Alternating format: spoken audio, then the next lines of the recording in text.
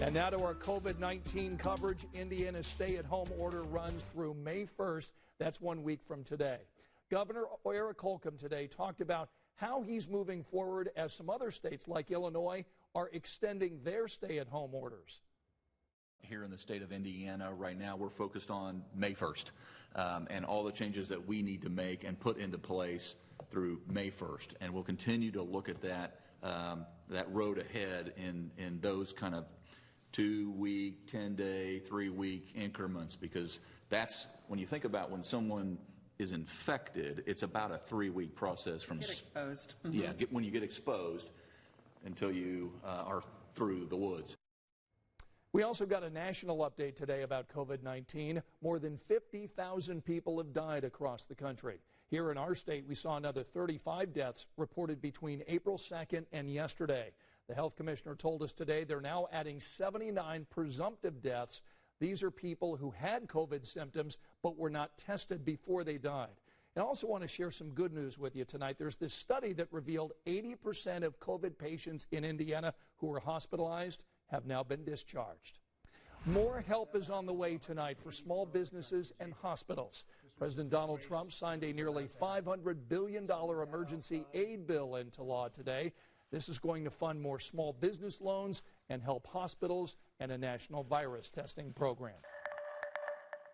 We learned today that small businesses here in Indianapolis have yet another stimulus pipeline to tap, and it comes from the city itself. That's because today the City County Council approved a whopping $25 million, and this is for a loan fund that will be administered by the Indy Chamber. Businesses can apply for loans up to $25,000, and the businesses don't have to repay the money if 75% of the loan is spent on payroll. Mary Mills learned today that this system is set up to get money to the businesses quickly. The owner of House 7 Design and Build on the city's north side feeling a lot more optimistic these days. Things have taken a turn for the better. When we talked to Brian Zajac 3 weeks ago, Somebody answer, please. He was beyond frustrated. So I'm on hold again with the SBA. He'd spent hours on the phone trying to get the status of his SBA loan application. As of today, he's still waiting, but 2 other loans came through just days after we talked. I was shocked compared to the process of the SBA and how Brian received a payroll protection loan through his bank and $25,000 through the Indy Chamber's Rapid Response Loan Fund. Being able to go to bed knowing that you can pay for rent and you can pay for your employees for the next 2 to 3 months is a great feeling. So far, the Chamber has provided loans totaling $1.8 million to 54 small businesses, and it hopes to provide more with that extra $25 million from the city, which comes as very encouraging news to Erica Manns. Everything's been tight. The kids are at home all day trying to make sure that they're fed and everything. Erica is a self-employed hairdresser and mother of 5, with these 2 still at home. She rents space at the Seaside Salon, which has been closed now over a month due to the virus. Erica says getting a small loan through the Chamber would be a godsend. It'll help me because it'll be able to help me keep my bills afloat, food in the house, and just the things that me and the kids need. Brian's advice for other small business owners in need of help: be sure to get that application in as soon as possible. It is a first come, first serve from what I understand, so it's kind of a numbers game. But you just gotta be persistent. I'm actually I already have the information. I'm going to go print the papers out and fill them out and get them in as soon as I can. Now, to be clear, the city isn't just giving away $25 million. It will be paid back by the feds once the loans are approved by the SBA. Also tonight, in other news, if you happen to be a self-employed worker or you work a gig, we want to remind you that you can now file for pandemic unemployment assistance. You can do that here in the state of Indiana. This is assistance for people who wouldn't normally qualify for unemployment insurance. The state started accepting those applications just today. Now to Georgia, where some businesses are opening today as the governor there has eased that month-long shutdown.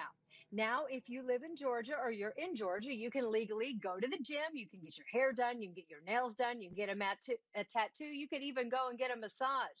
The governor says that these companies must, however, before they open, do a couple things like make sure they can provide masks and screen their employees for fever. Then, come Monday, more openings. Theaters, private clubs, restaurant, dining rooms in Georgia are going to be allowed to open then. We've seen churches in other parts of the country defy government orders and stay open. I-Town Church here in Fishers closed for 5 weeks, but it appears to be the first in the state who believes it can reopen, follow the rules, and keep its worshipers safe from COVID-19. What's up, I-Town Church? Pastor Dave Sumrall delivered the news on Facebook.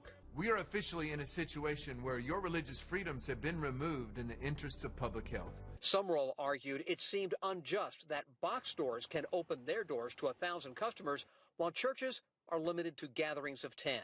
I personally believe this is a fundamental attack on the definition of what the church is. I-Town Church is big, 5,000 members worshiping on several campuses.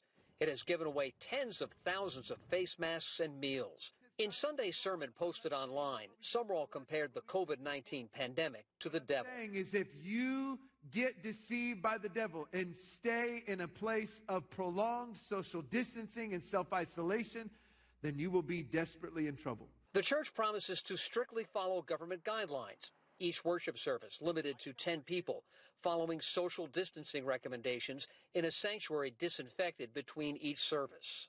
Members have already reserved their seats, filling almost 30 church services. A church official said they were unavailable to comment. Fishers police and health officials are aware of the church's decision. They've notified the state police to, if necessary, enforce the governor's executive orders, banning assemblies to no more than 10 people. Other news tonight, Lysol issued a warning not to ingest its products. All of this comes in the wake of the president's comments yesterday about injecting disinfectants, but today the president says he was being sarcastic.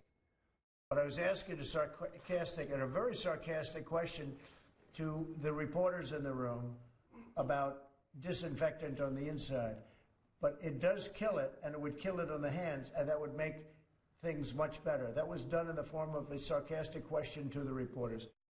Now, just to be clear, Lysol did issue a statement today saying under no circumstances should our disinfectant products be administered into the human body through injection, ingestion, or any other route.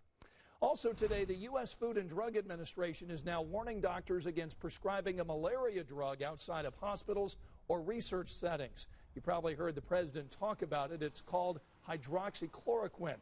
Now, there could be serious side effects when it's treated with an antibiotic, erythromycin. Doctors at a New York hospital said most of those 84 patients treated with that combination developed heart rhythm abnormalities. And firefighters in Carmel want to make sure that you've got hand sanitizer and the information you need to stay safe. So they set up this booth in front of a local MEIJER today answering your COVID-19 questions. You can see they were wearing masks and practicing proper social distancing. They're hoping to do this again very soon.